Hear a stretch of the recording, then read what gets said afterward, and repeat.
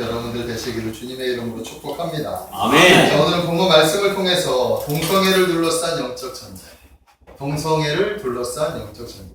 제목 자체가 좀 무겁죠? 좀 무겁습니다. 이 제목으로 말씀을 전하겠습니다. 오늘도 말씀 가운데 성령의 풍성한 은혜와 말씀의 능력이 우리 사랑하는 성도님들 심령 가운데 충만하게 임하시기를 주님의 이름으로 축복합니다. 아멘. 자, 현재 기독교 내에 가장 이슈가 되고 또한 치열한 영적 전쟁의 대상이 바로 동성애에 관한 것입니다. 그죠? 많은 부분이 동성애 때문에 지금 동성애 퀴어 축제, 차별금지법 이게 다 연결이 되어져 있는데 이것 때문에 가장 이슈가 되고 이 부분을 통해서 영적 전쟁이 지금 치러지고 있습니다.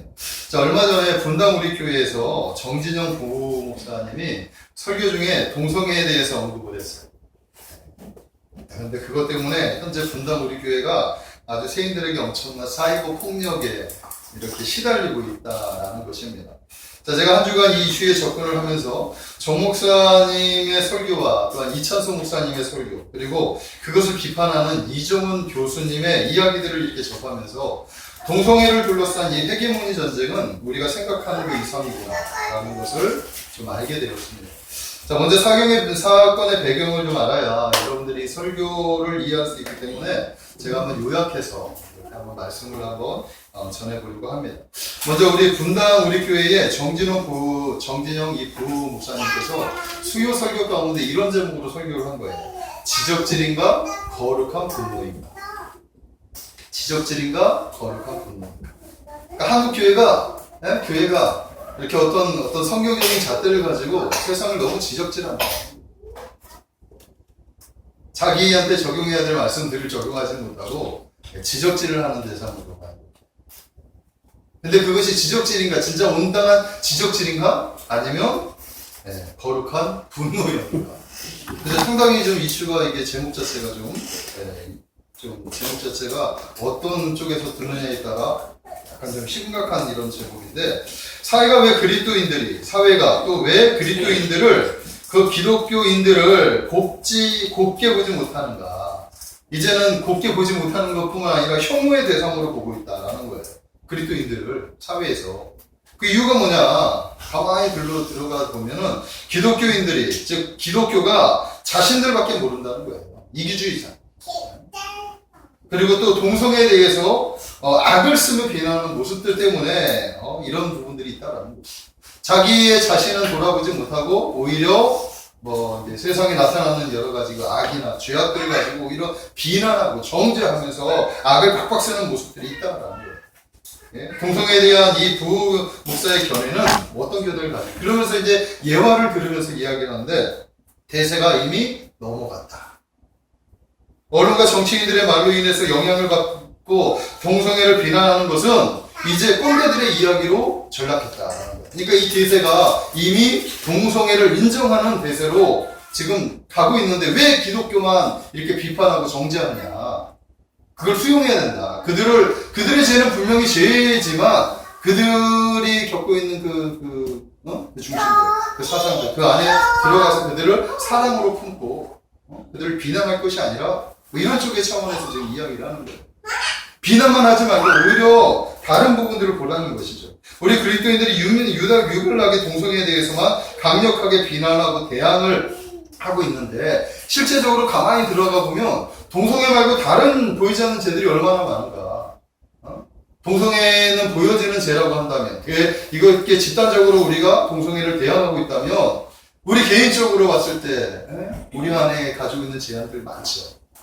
남들을 질투하고 시기하고 분노하고 도둑질하고 음행을 저지르고 하는 여러 가지 다양한 것들. 그런 개인적인 죄에 대해서는 침묵하고 있고 또 기독교에 대해서 온당하게 말하지 못하는 그런 지적질에 대해서는 침묵을 하면서 왜 동성애에 대해서는 이렇게 꾹 이렇게 반대하고 소리합니다. 취지가 바로 그러는 거예요. 그러면서 결론을 내리기를 뭐라고 내리냐? 우리가 그들에 대한 지적과 비난은 줄이고 말씀대로 한번 살아가자. 그래서 삶으로 그들을 포용하자. 이런 내용이에요. 주제는 되게 좋죠. 예? 어떻게 보기에는 메시지는 매우 좋은 거예요. 그리스도인들의 삶, 즉 말씀대로 살아가는 것이 우리가 부족하기 때문에 세상 사람들이 우리를 그렇게 곱지 않은 시선으로 본다. 그러므로 우리가 말씀대로 살아가면서 그들에게 거룩의 모습, 경건의 모습을 보이면서 그들이 우리를 인정할 수 있도록, 세상이 우리를 인정할 수 있도록 그렇게 살아내야 된다. 주제는 아주 매우 좋아요. 근데 이 부분에 대해서 이찬수 목사님도 아주 복음적인 설교였다.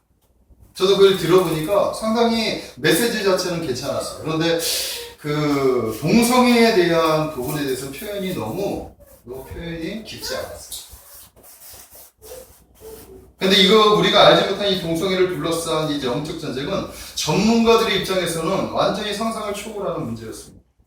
아마도 이찬수 목사님이나 분당 우리 교회 입장에서는 그것이 그렇게 깊게 생각하지 못했던 것 같아요. 저 또한 이 사건을 접하기 전에는 동성애를 둘러싸고 있는 이 영적인 이 이데올로기 싸움, 이거에 대해서 별로 인식하지 못하고 있었어요. 다만 이제 차별금지법과 연결이 돼서 그것이 오면 나중에 우리 교회가 복음을 전하는데 약간 장애가 있고 뭐 여러 가지 우리가 알고 있는 그 정도만 알고 있었는데 이 뒤에 너무 엄청난 그런 영적인 그런 전쟁이 숨겨져 있는 것을 이 사건을 통해 알게 됩니다. 이 설교가 끝나자마자 분당 우리 교회 홈페이지가 비난과 댓글로 마비가 되었습니다. 심지어는 이찬수 목사님까지도 공격을 하는 거예요. 담임 목사님이니까 좌파 목사다.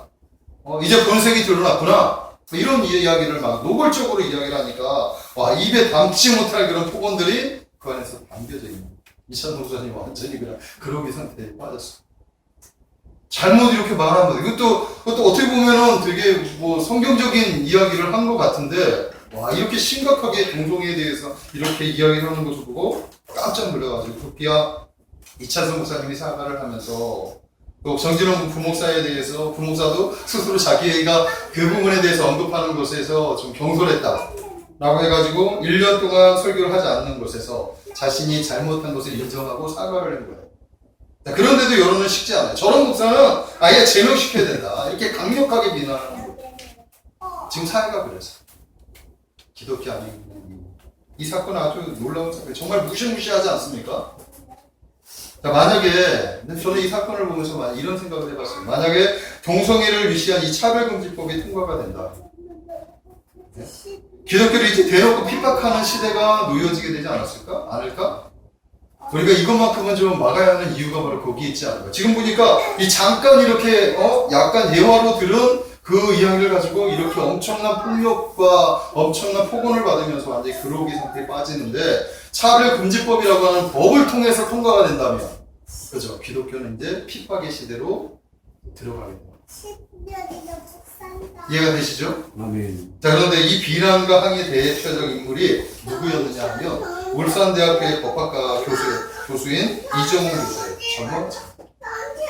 그래서 어떻게 저기를 했는지 한번 내가 좀 찾아봤어요. 근데 그는 일찍이 불교인이었어요. 반기독교 사고를 가진 사람이었습니다. 사도 바울과 같이 예수님을 만나기 전이었기 때문에 그리스도를 핍박하는 것과 비슷하게 기독교를 박해하는 인물이 바로 이 사람이었어요. 그런데 그런 그가 우연히 이제 이렇게 박해하다 보니까 기독교 사상을 배우기 위해서 대항하기 위해서는 성경을 공부하고 더 깊이 들어간 거예요, 이걸로. 그런데 그렇게 이정원 교수가 기독교 세계로 깊이 들어가는 그 과정 가운데 하나님의 성령께서 역사해서 우연한 기회에 사도 바울과 같이 주님을 만나고 회심하는 사건이 발생하게 됩니다. 그리고 나서 그의 눈에 비춰진 이 기독교, 그리고 기독교 밖의 영적인 세계상이 얼마나 대단한지, 이제 본인이 바로 그렇게 투쟁을 했던 사람이었기 때문에 다시 거꾸로 들어가서 보니까 이 밖의 세력에 대해서 우리 기독교가 너무나 모른다는 거예요. 너무나. 그리고 그것에 대해서 이 동성애를 둘러싼 이데올로기의 전쟁에 대한 그것들을 낱낱이 드러내면서 그것을 제가 기록하면서 지금 그거에 대해서 사역을 하고 시작을 했습니다. 이정훈 교수는 교회 해체와 젠더 이데올로기라고 하는 저서를 기록해요. 그래서 사단의 계략을 정확히 판단을 하고 파악을 하고 그리스도인들의 의식을 깨우는 일에 앞장서 일하고 있는데 이번 우리 분당 우리 교회 사태가 바로 거기에 중심이 발생하게 되는 거예요. 제가 그 책은 아직 읽어보지는 못했지만 그의 사상과 그 전달하고자 하는 이야기는 유튜브에서 많이 이렇게 강의하면서 나왔어요. 몇 가지만 이렇게 들어보기만 해도 그 책의 내용이 무엇이고 그가 말하고 있는 것이 무엇인지를 알게 됩니다. 자, 그런데 이 교수님이라 그런지 이 동성애에 대해서 동성애를 내세운 사단의 전력을 너무나 정확히 분석하고 정리하고 있다. 아주 책이죠. 여러분들 기회가 되면 유튜브를 통해서 이정훈 교수님의 그 강의들을 한번 찾아서 한번 들어보시기 바랍니다. 사단은 반기독교적 이데올로기로 무장해서 기독교를 해체시키고 세상을 정복해 나가는 그런 계략을 가지고 있다는 것입니다. 그 중심에 무엇이 있느냐? 동성애. 자, 동성애에 대해서 기독교는 어떻게 생각하느냐? 하나님의 창조 질서를 파괴하는 죄다. 그죠?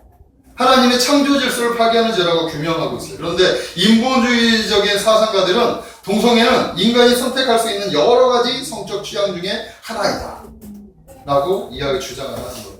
자, 이들 세력은 교회를 무너뜨리기 위해서 조직적인 연대를 이루어가는데 이런 반기독교적 이데올로기로 싸우기 위해서 내세운 무기가 바로 동성애다라고 말하고 있다. 이 이념과 관념 체제를 역사적으로 올라가 보면 네오막시즘이라고 하는 그런 우선 공산주의 사상가죠. 그러니까 마르크스주의. 이 영향을 받는데 이것은 정통 마르크스주의가 아니라 다른 방향으로 이걸 해석을 하는 거예요. 마르크스를 재평가해서 이것을 현실에 적용하는 그런 어떤 관념들을 얘기하는 거예요. 이것은 사회 질서를 파괴하면서 창조 질서를 무너뜨리기 위한 사단의 괴계다라고 얘기합니다. 상당히 어렵죠. 자, 예를 들어서 이런 거예요. 가정. 우리가 지금 사회의 테두리가 가장 저기한 자리가 다 최소 단위가 뭐냐? 가정이겠죠. 가정. 그리고 기독교 교회. 그리고 남자와 여자. 이런 질서들이 있단 말이에요. 그죠? 그런데 이런 질서들을 부시는 거예요, 사단은. 이런 이데올로기를 통해서 여기서부터 시작하자. 여기서부터 파괴시키자. 그래서 사회 질서를 파괴하며 나중에 윗사람과 아랫사람이 모든 사람들이 평등하다는 그런 계급 질서, 모든 사람들이 평등하다고 하면서 하나님이 세워주신 창조 질서를 무너뜨리게 하면서 사단은 그 가운데 어떻게 해요? 하나님을 인정하지 못하고 하나님을 대적하게 하면서 이 땅의 기독교를 대적을 하면서 교회를 해체하려고 하는 그런 계략이 그 안에 담겨져 있다. 자, 실제적으로 강남의 모학교에서 일어난 사건이 하나 있었는데 어떤 사건이 있었냐면 선생님이 이제 교실에서 이렇게 수업을 마치고 난 다음에 휴지가 떨어진 거예요. 휴지가 떨어진 걸 가지고 학생이 옆에 있는 학생한테 학생 휴지가 떨어졌는데 여기 왜 떨어졌지? 휴지 좀 주소. 선생님이 주소라고 명령 좀 할 수 있잖아요. 그죠? 아멘. 근데 이 학생이 뭐라고 그러는데 선생님 제가 왜요? 제가 왜 주워야 돼요? 선생님하고 대드는 거예요. 그때 이거 옆에 있던 학생이 깜짝 놀랐어요. 어떻게 학생이 선생님한테 이렇게 대들 수 있지? 너무나 민망해가지고 뭐라고 하지 못하고 자기가 그 휴지를 주워서 버린 거예요. 그렇게 사건은 일단락 된 것 같은데 나중에 알고 보니까 이 휴지를 주운 사람, 이 학생이 반에서 왕따가 됐어요. 지금 이 학생들이 어떻게 하냐면은 선생님에게 이 전체들이 선생님을 이렇게 대적을 하면서 우리가 우리의 주장을 지금 내세우고 있는 그런 어떤 사고가 이 학생들한테 평만하게 있는데 그것을 지금 하고 있는데 선생님한테 대적하는 그 동의를 얻어가지고 하고 있는 행위를 지금 네가 반대했다는 거예요. 대항했다는 거예요. 그러니까 이게 소수가 되버렸어요. 근데 그것을 이 전체가 왕따를 시키면서 온당하게 한 일을 왕따를 시킨 거예요. 누가 잘못한 겁니까? 실제적으로. 죽지 않은 학생이 잘못한 건데 죽지 않은 학생들을 동호하는 세력이, 옹호하는 세력이 학생의 전체라는 거죠. 이게 전체주의라고 한다. 사회가 바로 그렇게 이런 정신들, 사고들을 이렇게 사단은 바로 그것들을 공격하는 거다라는 것입니다. 자, 이탈리아의 공산당 창설자인 안토니오 그람시라고 하는 사람이 사회혁명에 대한 중요한 이론을 제시하는데 기동전, 전시전, 진지전이라고 하는 그런 이론을 이야기를 합니다. 그러니까 이게 뭐냐 하면 사회혁명을 하기 위해서는 두 가지의 전술, 이게 전쟁 전술을 얘기하는데 기동전은 뭐냐 하면 적의 기동을 통해서 적의 기동하는 움직임 있잖아요. 움직임을 파악을 해가지고 그것들을 마비시켜가지고 최소의 전투를 통해서 결정적인 승리를 하게 하는 거예요. 그러니까 적의 움직임을 딱 파악해서 그것을 끊어버리는 그러니까 기동전이에요. 자, 그런데 진지는 체계예요, 체계. 진지는 구축되어지면 이게 체계예요. 그래서 진지는 보다 좀 광범위한 거죠, 광범위. 근데 이 기독교라고 하는 이 기독교의 가치관이 사회의 진지를 구성하고 있다. 예? 자, 유럽에는 그 진지를 어떤 진지를 구성하고 있느냐? 경제적으로는 자본주의, 정신적으로는 자유주의 사상이 진지를 구축하고 교회의 창조의 질서들, 이 질서들이 사람들의 진지를 가지고 있는 거예요. 사회혁명을 일으키기 위해서. 그러니까 반기독교 세력을, 반기독교적인 사고를 이 세계에 나타내기 위해서는 이 진지를 파괴해야 된다라는 것이죠. 이해가 되십니까? 기독교 사상을 무너뜨리기 위해서 강력한 영향을 줬던 사건이 하나 있었는데 프랑스의 68혁명이라고 1968년에 5월에 프랑스에서 학생들과 근로자들이 일으킨 사회 변혁 운동인데 이 운동이 전 세계 젊은이들에게 이렇게 전해졌어요. 그래서 체제 저항 운동으로 확장되어졌다라는 거죠. 이 영향을 받아서 그리고 이 영향과 또한 이 사상 앞에 중국의 마오니즘이 연결이 돼요. 그러니까 되게 체계적으로 지금 이루어지고 있는 거예요. 세계단이 문화를 통해서 자라나는 청소년들에게 사상을 주입하는데 반기독교적인 사상을 가지게 만든다. 그 중심에 누가 있고? 동성. 거기에 이제 철학자 주디스 버틀러라고 하는 사람이 젠더 트러블이라고 하는 저서를 통해서 사회의 소수자들이 소수들에게 영향을 주는데, 즉 성소수자 그리고 사회의 약한 소수자들, 이 소수자들이 힘을 얻어서 일어나야 된다. 그렇게 이제 영향을 준 거예요. 그래서 그들이 성에 대해서 주장을 하고 하나님의 창조 질서를 무너뜨리는 데 목적을 하여 연합전선입니다. 히피 문화, 동성애를 추구하는 사람들, 그리고 이슬람과 하나가 되어서 연합을 이루어서 반기독교 사고를 가지고 기독교를 대적하는, 기독교 사고를 대적하는 그 가치관을, 체계를 무너뜨리려고 공격을 한다라는 거예요. 그 중심에 무엇입니까? 하나님의 창조 질서. 아멘? 하나님의 창조 질서를 무너뜨리게 하는 그 세력이 이 동성애를 통해서 지금 암암리에 이루어져 가고 있고, 그리고 이미 유럽은 동성애를 인정하면서 차별금지법을 받아들면서 유럽의 교회들이 해체되고 있어요. 그 성공한 사례가 있기 때문에 이 사례를 가지고 지금 어디로 접근해 들어가 있느냐? 우리나라로 들어가 있는. 그것을 이정훈 교수가 비판합니다. 지금 청년들을 깨우는 의식을 하고 있는데, 그런 차이의 분담을 일으키기 위해서 동성애에 대해서 대세는 이미 기울어졌으니 우리가 인정하자, 이런 식으로 얘기해버리니 이 사람이 뚜껑이 열려버린 거죠. 이해가 되십니까? 교회에서는 충분히 그런 설교를 할 수 있었을 것 같아요. 설교적인 차원에서는. 그죠? 그리스도인의 삶에 대해서 사랑과 용서와 그들을 포용해야 되는 그런 마인드, 정신들은 당연히 성경적인 사고이기 때문에 그렇게 설교를 했을 수 있을 것 같아요. 그런데 그게 담겨져 있는 동성애라고 하는 예민한 부분을 너무 쉽게 표현을 했어요. 그러니까 이정훈 교수 같은 이런 보이지 않는 그 세계에 대해서 이렇게 무장의 그 사람이 그걸 딱 듣고 나니까 완전히 그냥 뚜껑이 열려요. 그래서 이 부분에 더해서 교회들이 너무 모른다.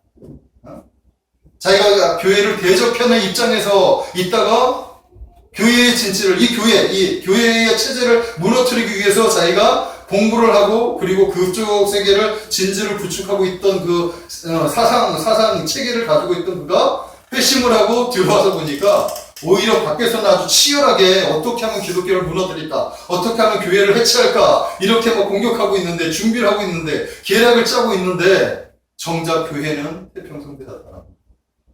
그리고 그것에 대해서 전혀 인지하지 못하고 있는 모습들을 가지고 있다. 놀랍죠? 제가 한 주간 정신이 하나도 없어서 무슨 이야기인가? 왜 이런 이슈가 나는가? 들어가 보니까 정신이 하나도. 결국엔 동성애에 대한 영적 전쟁이 분명히 있다는 것을 이걸 통해서 깨닫게 되었다.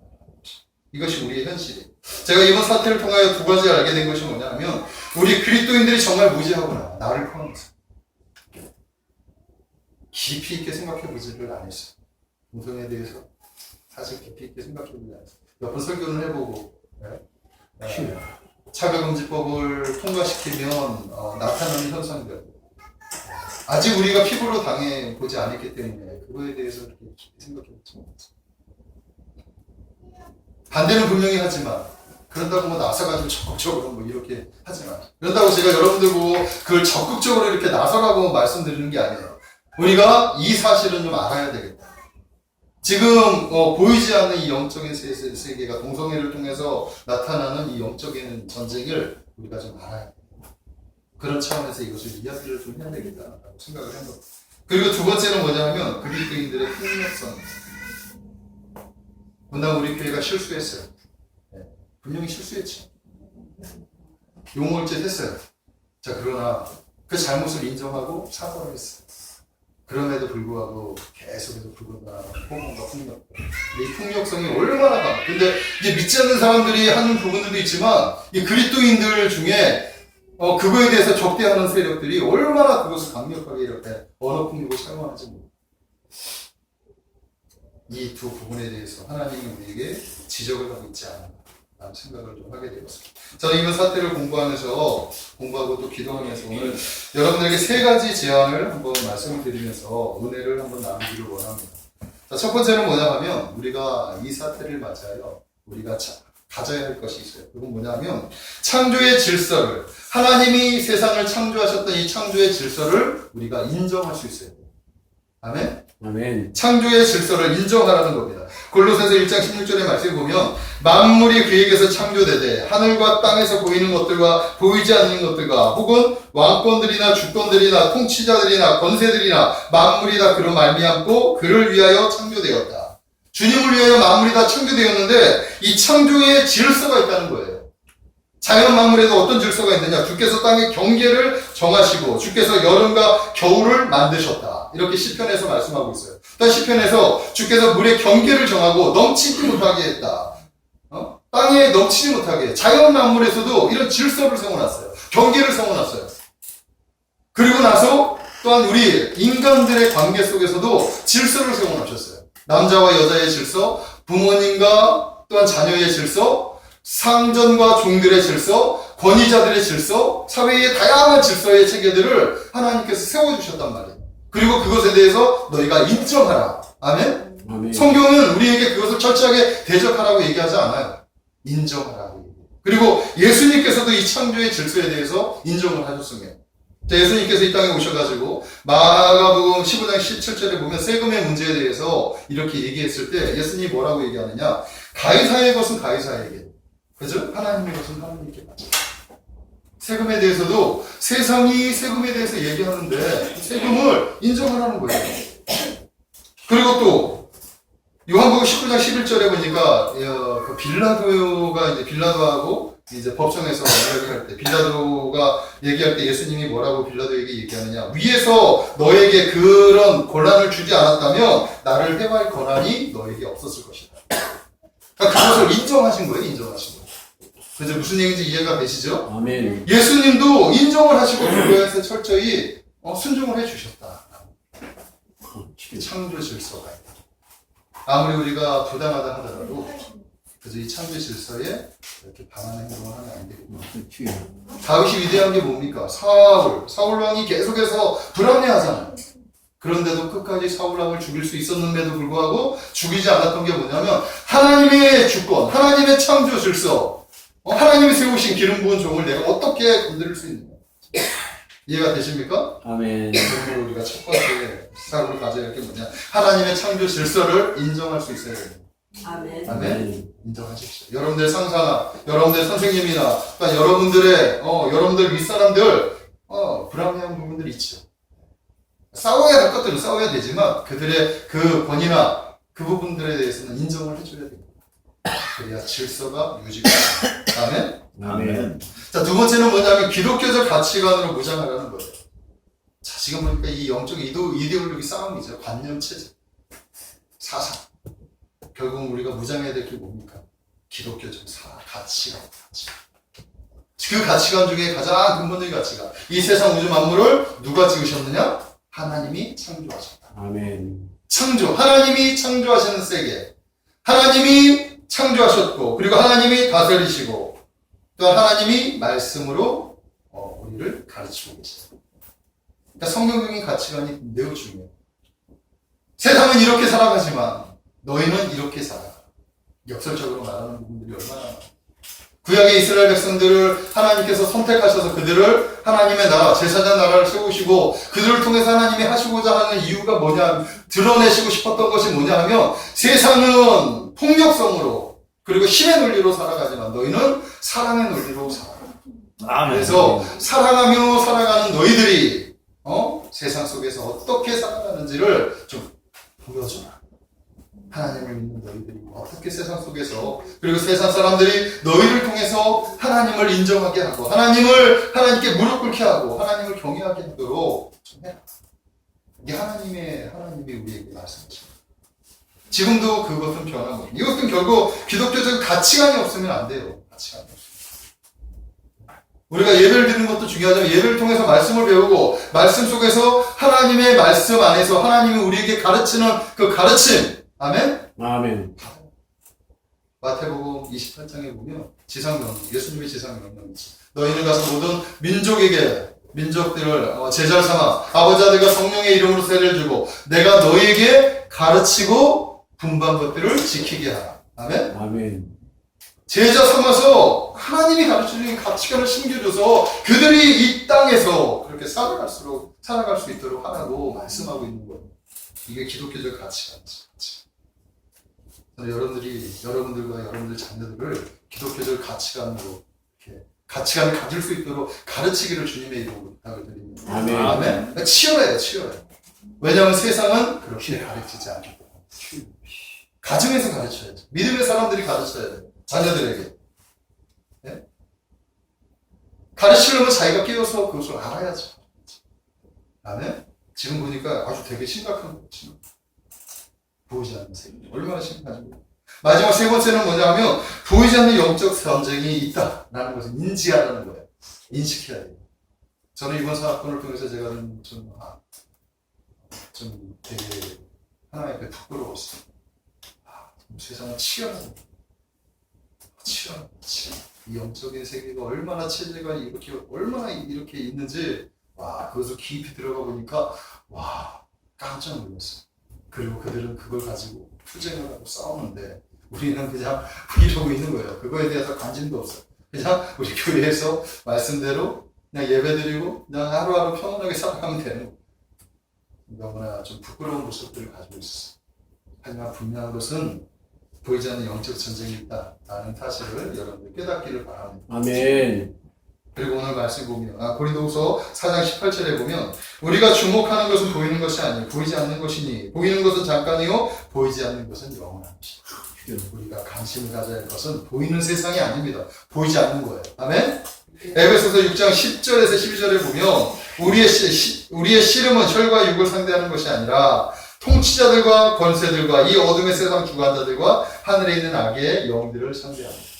분명한 대상을 알아야 합니다. 영적 대상에 대해서 이야기를 하고 있습니다. 아멘? 그러므로 우리 그리스도인들은 뭐라고 얘기해요? 어떻게 해야 되느냐? 마귀의 이 관계를 대적하기 위해서 마귀의 계계를 보이지 않게 지금 술술을 쓰고 있잖아요. 지금 아주 은밀하게 우리를 혼미하게 하고 우리를 넘어지게 하는 이 마귀의 관계를 대적하기 위해서 우리가 취해야 할 것이 뭐냐? 하나님의 전신갑주. 아멘. 하나님의 전신갑주 취하시기를 주님의 이름으로 축복합니다. 아멘. 여러분 하나님의 전신갑주 취해야 돼요. 그리스도 안에서 그 힘과 능력을 공급받아야 돼요.